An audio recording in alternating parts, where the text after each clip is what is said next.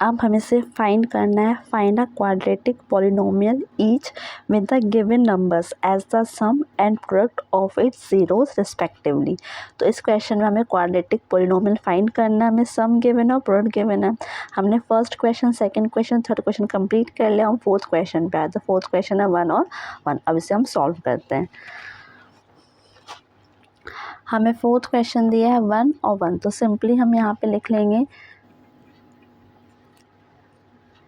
let the quadratic polynomial be ax square plus B x plus C, क्योंकि हमारा quadratic polynomial यही होता है। अब हम इसके ज़ीरोज़ लिख लेंगे एंड इट्स ज़ीरोज़ आर, एक ज़ीरोज़ हमारा 1 है, सॉरी हम ज़ीरोज़ हम माने तो हम यहाँ पे लिखेंगे अल्फ़ा, एक ज़ीरो और दूसरा ज़ीरो हमारा हो जाएगा बीटा। हमने सिंपली लिख लिया। अब हमें सम करना है कि हमें सम गिवन है और ये वाला प्रोडक्ट गिवन है, तो हम यहाँ पे नॉर्मल लिख लेंगे सम ऑफ द ज़ीरोज़। जब हम सम ऑफ द ज़ीरोज़ लिखेंगे तो यहाँ पे हम लगा देंगे अल्फ़ा प्लस बीटा। जब हम अल्फ़ा प्लस बीटा करेंगे तो अल्फ़ा प्लस बीटा की वैल्यू होती है हमारे पास -b/a, तो हम सिंपली माइनस फॉर्मूले का हम माइनस लगा देंगे।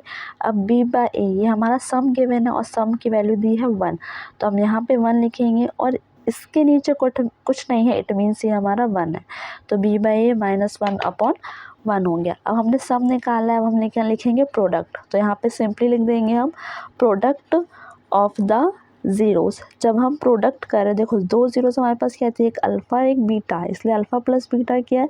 अब प्रोडक्ट बोला है तो हम यहाँ पे सिंपली लिख देंगे अल्फ़ा इंटू बीटा, तो अल्फ़ा इंटू बीटा हमारे यहाँ से होता है c/a, तो अल्फ़ा इंटू बीटा हमारे पास क्या है, अब ये 1 है, तो हम सिंपली यहाँ पे लिख देंगे 1 और इसके नीचे भी कुछ नहीं, इट मीन्स 1 है। अब हम कंपेयर करते हैं, a की वैल्यू 1 है, यहाँ पे भी a की वैल्यू 1 है, तो हम सिंपली यहाँ पे लिख लेंगे इफ़ a इक्वल्स टू हमारा है, a की वैल्यू क्या है 1, तो हम यहाँ पे a की वैल्यू 1 लिख देंगे।